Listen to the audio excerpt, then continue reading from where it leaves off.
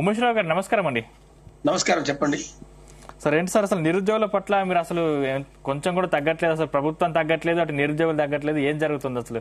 నిన్న లాఠీ చార్జ్ కూడా చేసినట్టున్నారు. అసలు విద్యార్థి మీద లాఠీ చార్జ్ చేయడం ఎంతవరకు కరెక్ట్ అంటారు? దీన్ని మీరు సమర్థిస్తారా? ఇప్పుడు లాఠీ చార్జ్ చేయాలనేటువంటి ఉద్దేశం ప్రభుత్వానికి, విద్యార్థులను కొట్టాలి లాఠీ చార్జ్ చేయాలనే ఉద్దేశం ప్రభుత్వానికి ఎప్పుడు ఉండదు. ఎందుకంటే లా అండ్ ఆర్డర్ సమస్య వచ్చినప్పుడు విద్యార్థులు యువకులు కాబట్టి ఏదైనా కొంచెం ఇబ్బందులు కలుగుతాయని పోలీసు బందోబస్తు పెట్టడం అనేది సహజంగా జరుగుతుంది. అక్కడ ఏదో గలాటా జరిగినప్పుడు పోలీసులు యాక్ట్ చేస్తారు అంతే తప్ప విద్యార్థులను కొట్టాలనే ఉద్దేశం ప్రభుత్వానికి ఎందుకు ఉంటుందండి? వీలైనంత నిరుద్యోగ సమస్య పరిష్కరించాలి. గత 10 సంవత్సరాల నుండి బాగా అపరిష్కృతంగా ఉండిపోయింది, బాగా ఖాళీలు ఉండిపోయినాయి. వీలైనంత వరకు మనం కమిట్మెంట్ ఇచ్చిన ఎన్నికల సందర్భంలో కూడా వీలైనంత వరకు మనం ఉద్యోగాలు భర్తీ చేయాలనే ఉద్దేశంతోనే ప్రభుత్వం ఈ కార్యక్రమాలు చూడాలి. ప్రభుత్వం ప్రెస్టేజ్ కోవాల్సిన అవసరం లేదు. వాళ్ళు ఎందుకంటే ఒక సమస్య పరిష్కారం కావాలనే ఉద్దేశం ఉన్నప్పుడు వాళ్ళు కొంచెం తగ్గాలి. అంతా సిద్ధిగా పోవాల్సిన అవసరం లేదు. విద్యార్థులు కూడా సరే ఉంటే సమస్యలు వాళ్ళకు ఉండొచ్చు, నేను లేదంటే సమస్యలు వాళ్ళకు ఉంటాయి, ప్రభుత్వానికి ఉంటాయి. అందరూ మ్యూచువల్ అండర్స్టాండింగ్ తో పనిచేయాలి తప్ప సిద్ధిపోయి దీన్ని ఒక ల్యాండ్ ఆర్డర్ సమస్యగా సృష్టించి అనవసరంగా ఇన్వాల్వ్ అయ్యి ఇంటర్ఫియర్ అయ్యి దీన్ని వ్యవస్థ ఈ సిస్టమ్ అంతా చెడగొట్టేటువంటి ప్రయత్నం చేస్తే నష్టపోయేది విద్యార్థులే కదా, నిరుద్యోగులే కదా. ప్రభుత్వానికి కూడా చెడ్డ పేరు వస్తుంది. ఎందుకంటే ఉద్యోగాలు భర్తీ చేయాలనే ఉద్దేశంతో ప్రభుత్వం ఉంది కానీ పంతం పెట్టుకోవాలి విద్యార్థులతో అనేటువంటి ఉద్దేశం ప్రభుత్వానికి ఉండదు. దీని అంతా అడ్వాంటేజ్ తీసుకునే వాళ్ళు తీసుకుంటారు మధ్యలో. కాబట్టి అయినా విద్యార్థుల శాశ్వత ధోరణి ప్రభుత్వానికి లేదు. వీలైనంత వరకు కానీ వాయిదా వేయడం వల్ల ప్రభుత్వానికి వచ్చిన ఇబ్బంది ఏంటి? ఏమంటారు? కానీ వాయిదా వేయడం వల్ల ప్రభుత్వానికి వచ్చిన ఇబ్బంది ఏంటి? ఎందుకు వాయిదా వేయలేకపోతున్నారు?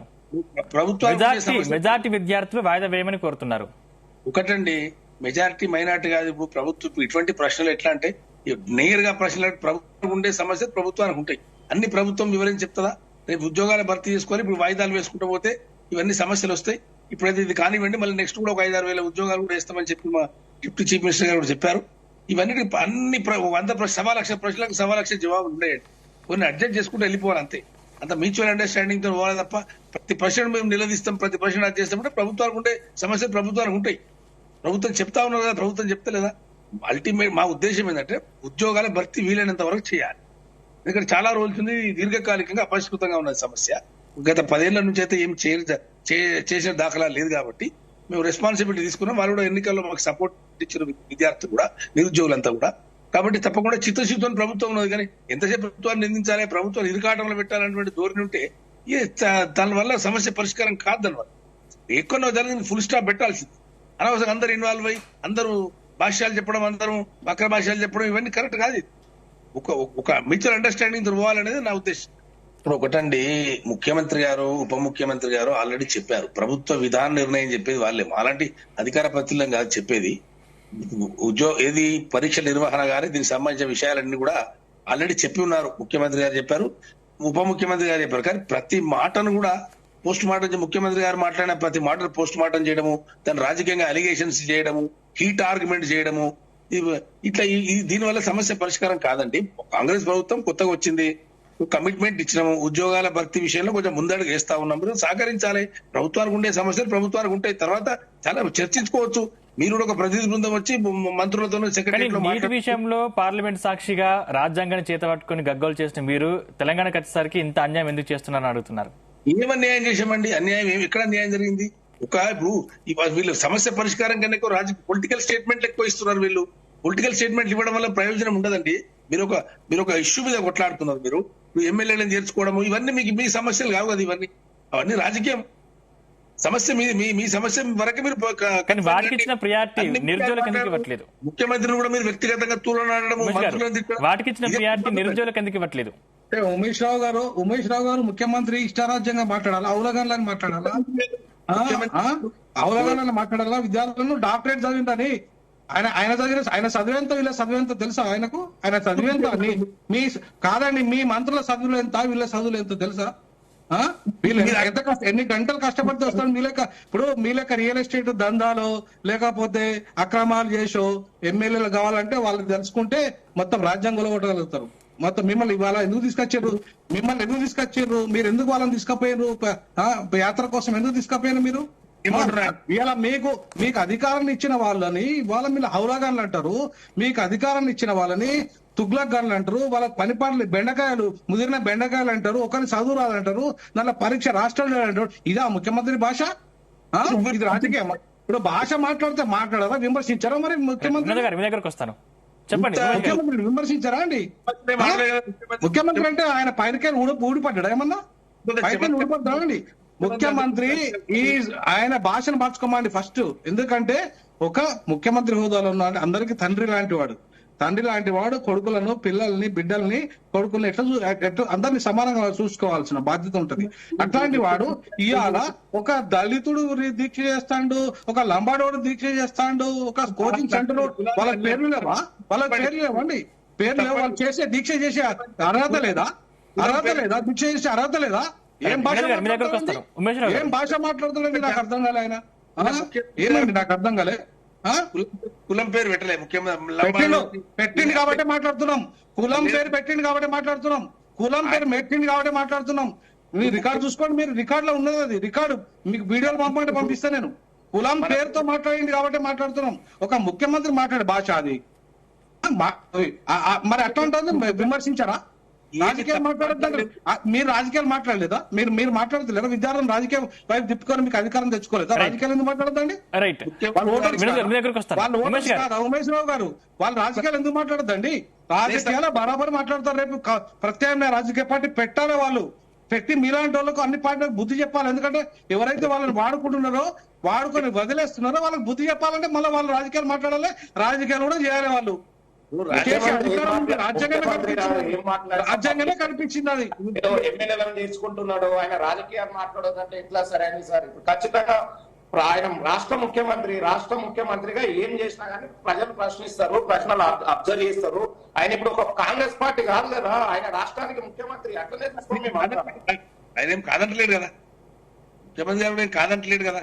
ఆయన ఉపన్యాసంతో కొంత చమత్కారంగా ఉంటుందని ప్రతి మాటను మీరు పోస్ట్ మార్టం చేస్తామంటే ఎట్లా? అది కాదు. ప్రతి మాట కాదు, గుడ్డల మీద తగిలే మాటలు అవి. ఒక దళితుడట, ఒక లంబడోడట, ఏం భాష అండి అది? ముఖ్యమంత్రి ఆయన చెప్పే వర్షన్ ఇందాం. వినోద్ గారు ఆయన చెప్పే వర్షన్ ఇందాం, చెప్పండి. ఉమేష్ రావు గారు కరెక్ట్ కాదు. ఆయన భాష ఏం తప్పు మాట్లాడాలి, ఏం తప్పు భాష మాట్లాడని చెప్పండి. దాన్ని అంటే ఎట్లా? మనం కరెక్ట్ కాదు కదా. లంబడోడు అంటే కరెక్టా? ఎస్సీ ఎస్టీ చట్ట ప్రకారం లంబోడని అంటే ఇదేనండి. ఎస్సీ ఎస్టీ చట్ట ప్రకారం ఒక కులాన్ని అవమానపరిస్తే ఆయన కూడా నేరస్తుడే, ముఖ్యమంత్రి కూడా నేరస్తుడే. ఆయన అన్నాడు కాబట్టి మేము ఇప్పుడు మాట్లాడాల్సి వస్తుంది. మాలాంటి వాళ్ళు మాట్లాడుతున్నారంటే ఎందుకు మాట్లాడుతున్నారండి? ఇలా కాంగ్రెస్ అధికారులు రావాలని తిరిగిన వాళ్ళం మేము. కాంగ్రెస్ పార్టీ ఇప్పుడు ఆయన నేతృత్వం పోవాలని కొట్లాడిన వాళ్ళం. 10 ఏళ్ళు మీరు మీకంటే ఎక్కువ కొట్లాడిన వాళ్ళం. కేసీఆర్ మీద మీకంటే ఎక్కువ కొట్లాడిన వాళ్ళం. ఇవాళ మీ ప్రభుత్వం, కాంగ్రెస్ ప్రభుత్వం వస్తే న్యాయం జరుగుతుంది కొట్లా తిరిగి ఎలక్షన్ తిరిగిన వాళ్ళము. ఇవాళ మమ్మల్ని పట్టుకొని మా సహకారం తీసుకొని, మాలాంటి వాళ్ళ సహకారం, విద్యార్థుల సహకారంతో తీసుకొని ఇవాళ మమ్మల్ని అవమానపరుస్తారా? మీరు వాళ్ళని అవమానపరుస్తారా? అట్లాంటి భాష మాట్లాడతారా? డెమోక్రటిక్ గవర్నమెంట్ సార్, నియంత్రణ ఉండరు. ఎవరు నియంత్రణ ఉండరు? నియంత్రణ వారు గత ప్రభుత్వం కాదు, ఈ ప్రభుత్వం కాదు. కొన్ని విధాన నిర్ణయాల పట్ల కొన్ని ఈ రకంగా జరుగుతాయి కావచ్చు, తప్పులు పొరపాట్లు, కానీ నియంత్రణ అంటే ఉండరు ఇక్కడ. మీరు పోలీసులు వచ్చేంత మాత్రం నియంతృత్వం అనుకోవద్దు. పోలీసులు లా అండ్ ఆర్డర్ డెఫినెట్లీ ఇబ్బంది అవుతారు. పోలీసులు ముందస్తు ప్రికాషన్స్. పోలీసులకు భయపడతారా అండి? మేము తెలంగాణ ఉద్యమంలో ఇట్లాంటి పోలీసులు బోల్డ్ ఎంత మందిని చూసిన వాళ్ళం. ఆయన చంద్రబాబు మోచేతులు నీళ్ళు తాగిన వాళ్ళం కాదు. మేము తెలంగాణ ఉద్యమ స్పిరిట్ తో పనిచేసిన వాళ్ళం. ఉస్మానియా కేంద్రం మీద త్యాగాలు చేసిన బిడ్డలం. ఆయన లెక్క వ్యవహరించిన వాళ్ళం కాదు మేము. ఆ పార్టీ నుండి ఈ పార్టీకి, ఈ పార్టీ నుండి ఆ పార్టీకి పోయి ఏదో ముఖ్యమంత్రి పదవి కోసం ఆయన చేసిన విచిత్రమైన వ్యవహారాలన్నీ మేము చేయలే. మేము ఖచ్చితంగా మాకు అడిగే హక్కు ఉంటది, నిలదీసే హక్కు ఉంటది. ఆయనను అర్థమైన ముఖ్యమంత్రి అయినంత మాత్రం భయపడో, లేకపోతే పోలీసులను పెట్టినంత మాత్రం భయపడో ఇవాళ వెనుకబే ప్రశ్నే లేదు. విద్యార్థులకు మేము అండగా నిలబడతాం. తెలంగాణలో ఎట్లయితే ఉద్యమకారులకు అండగా నిలబడతామో ఇప్పుడు నిలబడతాం. కాంగ్రెస్ వర్షన్ కూడా విందాం. రైట్ వినోద్ గారు, కాంగ్రెస్ వర్షన్ కూడా విందాం. రైట్ చెప్పండి. నేను ఒక ప్లీజ్, వినోద్ సార్ ఎవరు శంకించారండి? వినోద్ సార్ ఉద్యమంలో పనిచేశారు. ఆయన వారి గురించి అందరికి తెలుసు, అందరికి గౌరవం ఉంది. అట్లేం కాదు. కాబట్టి వారి సలహాలు కూడా తీసుకుంటాం, మేము కాదంటలేము. కానీ సమస్యను మీలాంటి వాళ్ళు పెద్దలు కొంచెం దాన్ని వీలైనంత వరకు రెండు వైపుల నుంచి మనం పరిష్కారం జరిగేటట్టుగా చూడాలి తప్ప ఇది హీట్ ఆర్గ్యుమెంట్స్ తోని నేను అదేనండి, మేము అందుకే ప్రొఫెసర్ హరగోపాల్ గారితో చైర్మన్ గా ఆయన వేసి మేము కొంతమంది సభ్యులుగా వేసి, సార్ మీరు వెళ్ళండి ముఖ్యమంత్రి గారితో టైం తీసుకొని, కోదండరామరెడ్డి గారితో టైం తీసుకొని పరిష్కారం చేసుకుందాం. పిల్లలు పాపం అన్రెస్ట్ లో ఉన్నారు కాబట్టి మనము అనవసరమైన ఆర్గ్యుమెంట్లకు పోయి, అనవసరంగా ఉద్యమాలకు పోయి, ఇప్పటికీ వాళ్ళ వయసు అంతా అయిపోయింది. మళ్ళీ ఇంకా వాళ్ళకి భవిష్యత్తు చివరి అవకాశం ఇది.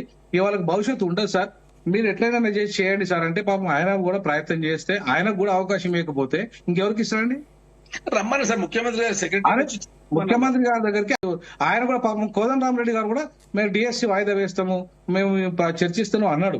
అనలేదని కాదు, ఆయన అన్నాడు. కానీ అన్నదాన్ని వాస్తవ రూపంలో ముఖ్యమంత్రి వేరే విధంగా మాట్లాడితే ఎట్లా? వాయిదా వేస్తలేము, మేము పెంచట్లేదు, మేము గ్రూప్ 2 పెంచట్లేదు అని చెప్పేసి కరాఖండిగా మాట్లాడితే ఎట్లా? మేము ఇవ్వట్లేదు. నెగోషియేట్ చేయండి, విద్యార్థులతో నెగోషియేట్ చేయండి, మాట్లాడండి. మాట్లాడుతూ కొన్ని ఏదో ఒకటి కొన్ని మేము ఇస్తాము, కొన్ని ఇయ్యము, ఇది మాకు వీలైతుంది, ఇది మాకు వీలు కాదు అనే నెగోషియేట్ చేస్తే సరిపోతుంది కదా. అట్లా చేయకుండా అట్లనే పట్టుకొని లేదు మేము ఇచ్చింది, మేము చెప్పింది వెట్టుగా వినాలి, మేము ఇట్లనే చేస్తాము, మీరు ఇంత వినని లేకపోతే పోలీసులను పెట్టి తరిమేస్తామంటే ఎంతకాలం తరిమేస్తారండి? పోలీసులను ఎంతమంది పోలీసులను తీసుకొస్తారండి? 30 లక్షల మంది ఒకసారి చలో హైదరాబాద్ వచ్చి అసెంబ్లీ ముట్టడి చేస్తారు, లేకపోతే మీ సెక్రటరీ ముట్టడి చేస్తారు. మీ పోలీసులు ఆపగలుగుతారా వాళ్ళని 30 లక్షల మందిని? పోలీసుల మీద డిపెండ్ కాలేదు సార్, పోలీసుల మీద డిపెండ్ అయ్యే వల్ల ఏం ప్రయోజనం? డిపెండ్ అయింది ఇప్పుడు అదే కదా. ఉస్మానియా 10 మంది విద్యార్థులు ధర్నా చేస్తే 100 మంది పోలీసులు ఉంటారండి? నాకు అర్థం కాలే, ఇంతవరకు జరగలే. తెలంగాణ ఉద్యమంలోనే జరగలే. ఇదేం పోలీసు రాజ్యం అండి? పోలీసుల మీద ఆధారపడి వస్తామంటే నడవదు అది. వీళ్ళంతా నక్సలైట్ గా మారితే, తుపాకులు పడితే మళ్ళా మొదటి రాజ్యం వస్తుంది. వీళ్ళ పొరగన్లు చిక్కడపల్లిలు అదే మాట్లాడుతున్నారు కదా. మేము అన్రెస్ట్ లో అయిపోయినాం, ఇక మా వల్ల కాదు, గన్నా మేము మాకు పెన్నుతో పరిష్కారం అవుతుంది, మేము గన్నుకి వెళ్ళిపోతాం అంటున్నారు. మరి దానికి బాధ్యులు ఎవరైతే చెప్పండి. నిరుద్యోగుల కోరికలు ఉస్మానియాలో పోలీసు వాళ్ళు వెంటబడి కొడతా ఉన్నారు నిరుద్యోగులను. మీరు చూసి ఉండొచ్చు ఆ వీడియో కూడా. పోలీస్ డిపార్ట్మెంట్ లంజగొడక అని తిడుతా ఉన్నారు మీడియా. అట్లాంటి మాటలు ఈ రోజు కాంగ్రెస్ పార్టీలో ఉన్న నిరుద్యోగులు కాదుగా హామీలు ఇచ్చేది, వాళ్ళు ఎగ్జామ్ పోస్ట్ పోన్లు అయితే కావాలి. ఇప్పుడు చెనగాని దయాకరు లేకపోతే చాలా మంది ఉన్నారు, వాళ్ళు కాంగ్రెస్ పార్టీలో ఉన్న ఉద్యోగాల కోసము నిరుద్యోగులుగా మారి వాళ్ళే స్వయంగా హామీలు ఇస్తా ఉన్నారు. వీళ్ళందరికీ కూడా పోలీస్ స్టాఫ్ పెట్టండి, మీరే నిర్ణయం తీసుకోండి. ముఖ్యమంత్రి గారు ఇంటెలిజెంట్ వ్యవస్థ ఉంటది, పోలీస్ వ్యవస్థ ఉంటది, సరైన నిర్ణయం తీసుకోండి. మీరే అవకాశం ఇస్తున్నారు కదా. మీరు చెప్తా ఉన్నారు, మీ పద్ధతిలో మీరు చెప్తా ఉన్నారు. డెఫినెట్ ప్రభుత్వం ఆలోచించకుండా మీ నిర్ణయాలను పూర్తినే పక్కకు పెట్టే అవకాశం లేదు. ఎందుకంటే కొంత ఏదైనా ఆర్గ్యుమెంట్ జరిగిన తర్వాతనే, చర్చలు జరిగిన తర్వాతనే పరిష్కారం దొరుకుతుంది. కానీ ఇప్పుడు దీనిలో మీరు చెప్తున్న తప్పుపట్టే అవసరం ఏం లేదు. కాబట్టి ప్రభుత్వానికి కూడా కొన్ని సమస్యలు ఉంటాయి, దాన్ని సామరస్యంగా పరిష్కరించి ముఖ్యమంత్రి గారు చెప్పారు. మీరు వచ్చి సెక్రటరీ వచ్చి మినిస్టర్ కూడా కలవండి, మీ ఒక ఒపీనియన్ చెప్పండి, 10 మంది గ్రూప్ గా రండి అని ముఖ్యమంత్రి కూడా ఆ మాట కూడా చెప్పారు. మీరు వీలైనంత వరకు పోయి మంత్రులను కలిసి చర్చించుకునేటువంటి పరిస్థితి చేసుకుంటే, ఆ వాతావరణం సృష్టించుకుంటే బాగుంటుందని నా ఉద్దేశం. ఎన్నిసార్లు ట్రై చేస్తున్నారు తెలుసా? ఎన్నిసార్లు ట్రై చేశారు? ఎన్నిసార్లు వాళ్ళకి టైం ఇవ్వకపోవడము, ఎన్నిసార్లు వాళ్ళంతా మీరు వీడియోలలో చూస్తలేరా? ఈ పిల్లలు ఎన్నిసార్లు పోతే ఎన్నిసార్లు టైం ఇవ్వకుండా వాళ్ళకు చేసుకుంటా ఉంటున్నారు అనే విషయాన్ని స్టూడెంట్స్ చెప్తున్నారు కదండి. మీకు ఇప్పుడు నిన్న ముఖ్యమంత్రి గారు చెప్పారు కదా సరే, వచ్చి మాట్లాడమని చెప్పారు కదా. ఇప్పుడు వెళ్ళండి కూడా. అప్పుడు ఏదైనా హీట్ సమయంలో ఉద్రిక్త పరిస్థితులు ఉన్నప్పుడు అది సాధ్యం కాకపోవచ్చు, కానీ ఇప్పుడు వెళ్లి మాట్లాడొచ్చు, రమ్మని కూడా చెప్పారు. ఎవరైనా మినిస్టర్ కలవచ్చు, నన్ను కూడా కలవచ్చు అని స్పష్టంగా చెప్పారు. చెప్పినప్పుడు కనీసం ఒక గ్రూప్ పోయి ఆ ప్రయత్నం చేస్తే బాగుంటుందని నా ఉద్దేశం. మాట్లాడుకుంటే వాళ్ళు నెగోషియేట్ చేసే వాళ్ళు వెళ్తున్నారు.